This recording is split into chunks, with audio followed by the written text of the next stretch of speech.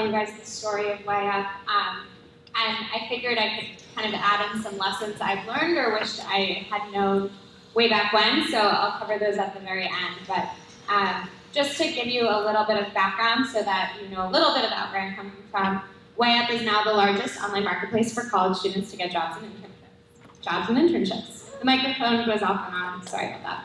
Anyway, so WayUp. So I'm from New York City, born and raised, that's me. And I went to Penn where I met my co-founder senior year. I actually met him through a funny incident. I wanted to start this kind of side project of a business, and I only knew how to code very, very little. So I needed to find myself kind of a CTO for this side project of a business. So I hacked into the database of hackers for this hackathon at Penn, and going through every single row, there was one row that was clearly better than everyone else's, and that was this guy, JJ Fliegelman. And anyone who goes to Penn knows it's a pretty small world there. I feel like I knew everyone or had at least mutual friends on Facebook with everyone, and this guy had no one, no one. And so I was this guy's either really cool or maybe too cool for me, really bizarre, whatever, I'm gonna try it out. So I cold email him and I say, hey, friend of a friend told me we should meet up. Can we meet up? He said, sure, whatever. We met up. We really liked each other, and we decided let's start a side project. So we do senior year of college. I'm going to fast forward about 2 years, but the side project goes really, really well, and we love working together, and then we graduate. So he goes on to McKinsey, first travels around the world as a backpacking freelance web developer, then goes to McKinsey. I went to Google, first Mountain View, and then India. 6 months into my year in India, I get a phone call, JJ, very expensive phone call, but I get a phone call, and he says, I want to leave McKinsey, I want to start a company, and I want to do it with you, what do you think?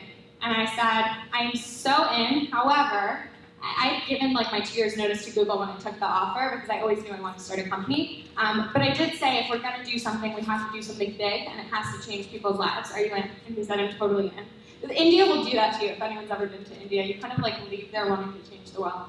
So anyway, I fly back from India to New York July 1st, 2014. I quit my job at Google July 13th, 2014.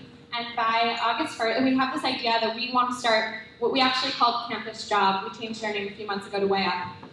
But we decided we were going to start this marketplace that would help college students get jobs and internships, because when we surveyed students, friends, whatever, every single person told us how they got their last job was through a friend or a mom or a dad or a cousin. And I was this is bullshit. We should fix this and let's get technology to solve this problem. So, sorry, I promised myself I wouldn't curse a lot, so I'm really going to try. So anyway, we decided we're going to start this business. So July 13th, I quit my job. A couple days later, I meet with my first investor, who's in the audience somewhere, and new from Female Founders Fund, amazing. And she was awesome. And then the next day, I meet with the two men who would lead our seed round, David Tish and Adam Rothenberg from Vox Group. And they just kind of changed my life by saying, yes, we're going to lead a seed round for you. And we ended up raising about $1 million in 2 weeks. So we raised this money. We do not have a product. So we, JJ and I, through all of August, just start working on this product that had to be built really, really quickly because, as you guys probably know, the school year started in September. So we work really, really hard on building the product. I'm working on the front end, getting customers. JJ's doing all the back end. And what I realized is, how are we going to get all of the students to use our site? I know how to sell. I know how to get customers. I've seen a few dozen of you guys in the audience today. But I was we need to get students.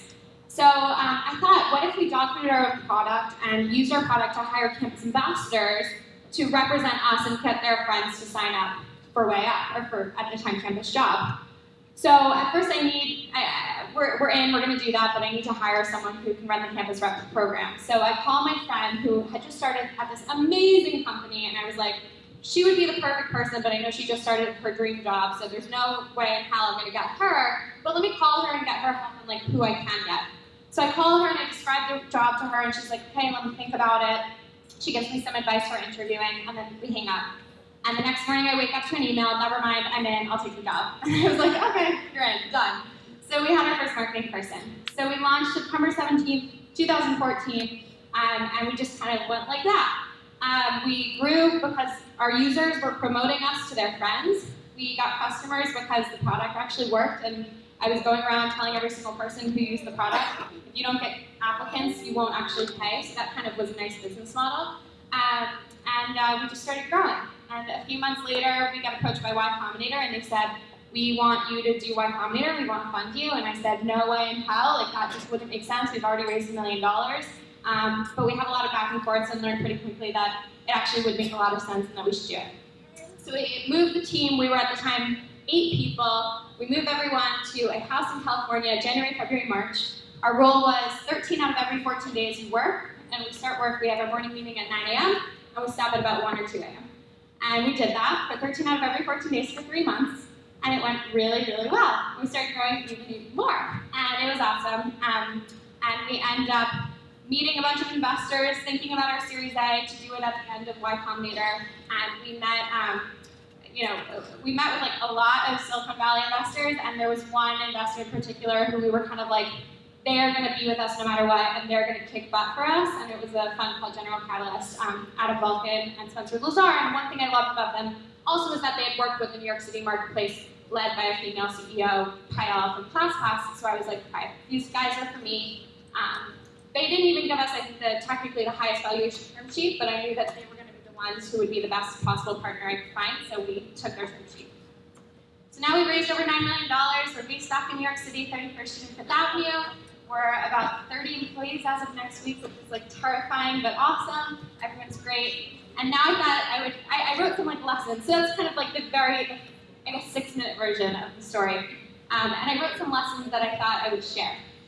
So number one, the question I get a lot is, how the hell did you guys raise $1 million pre-product in 2 weeks? I'm sure a few of you are thinking that, or wondering that. And so something that I think really helps a lot, that I always try to give advice to other entrepreneurs is, number one, have a deadline when fundraising. So for me, it was like, I need to get back to running this business. I can't spend all my time fundraising. And so August, like, I'm not fundraising until September, so it has to happen now. So I think that put a nice amount of pressure on investors. I also, by the way, one thing I always see is that entrepreneurs forget that you should have 2 decks. So I'm giving some like logistical feedback and then some just overall. Make sure you have 2 decks in your fundraising. So one is for sending an email, and one is for presentation. So I got that advice from a fellow entrepreneur that really helped. The second piece of advice I wrote down was work with investors. The first 2 are about investors, but work with investors who will go to war with you. Not against you, but with you. Investors who just will absolutely kill it. I'm going to call a few out in this audience because you guys should find them. They're amazing. So I know Peter Boyce from General Catalyst is here, Rebecca Caden from Mavra and Anu Dugal, Andrea Hippo is here from Blair Ventures. So you guys, those 4 names, like, they will murder it for you, so go find them. The third one is that your company ideally should be growing faster than you and your team will grow. So make sure that you're hiring people who are really humble and really flexible. So for me, Nikki has, we hired her to run our campus rep program. If you look at her job description, she's also run all of our Facebook ads. She's also taken out the trash. She helped find an office space. She did this, she did this, she did this. And she has done a million and more things. And so far, pretty much everyone else at the company as well has done that. So it's really important that you guys are hiring people who are willing to be flexible, but also humble, because as you get bigger, we're now at a point where we need to hire people who might have 5 to 10 years of experience doing something, who might be a little more specialized. And so it's okay that I can ask some team members, hey, I need you to cut back a little bit on all of your scope, and I'm going to hire someone else to come in. I'm seeing a lot of head nods on that, so I'm glad you guys hopefully know that. The next one, no one told me this, and I learned this the hard way, but get everything for free. Like, everything. So our first office, for the first few months, we didn't pay a dime. It was from our investors, and they offered it to us. David and Adam, I mean, they're like amazing. So they offered us that, which is a little bit abnormal, but then we found out that, like, Heroku and AWS credits, if you're a startup and either you ask your investors or you just call the companies, they'll give you like millions of dollars, literally millions of dollars worth of credits. Like, you can get so much stuff for free, just ask for it and say, oh, I'm a startup. People love it. The next one is talk to your users. So I was doing all customer support tickets, like every single customer support ticket until about 3 months ago. And that was when we still had like 15 to 20 people. I was still doing every single customer support ticket. I cannot suggest it enough because you're going to learn your pain points way quicker if you're talking to your users yourself versus having someone else do it. Also, as another example, we had a board meeting a couple days ago, And a few days before that, we just done our cohort analysis, and we saw this one trend, and I really wanted to figure out why that trend was happening. And I'm trying to come up with all the reasons and all the excuses. And then all of a sudden I was like, I'm just gonna email my users. So I find 500 emails at 2 a.m., but it's midterm season, so students are up. And I email all 500 users, and I was like, hey guys, wanted to, BCC. And I was like, hey guys, I saw that you did this. I'm just curious why you did that. And I got over 100 responses in 24 hours, and it was amazing. And that was a nice slide in the deck that really helped inform a lot of the conversation. The next part, I'm almost done. The next one is dog food your product. So as you guys heard, we use our own product to hire our campus ambassadors, and our campus ambassadors are the ones who spread the word about us. We do pay them. But we use our own product, and as a result, my engineering team hears all feedback from me. Obviously, they also get feedback from our customers, but I think it's really important that you guys, if you're able to, that you dog food your own product, because you're going to find some really good bugs or interesting problems with the product by doing that. And then the final one is be confident. So whenever I do these talks, I always have people emailing me or texting or whatever saying like, how did you know that you had to do that? Is that my sign? I didn't see it all. No. Okay. So people are always like, how did you know that you had to do that? And my answer 100% of the time is, okay, I'm really almost done. Is it me? Okay. People always ask, how did you know that you had to do that? And my number one answer is, I had no idea. In fact, I don't know what the fuck I'm doing every single day. There's another curse word. But I don't know what I'm doing every single day. But I'm taking best guesses, and I'm hiring really smart people, and I'm working with brilliant investors, and they're helping me. And so that is my number one piece of advice, to just be confident. And that is it. So thank you guys so much.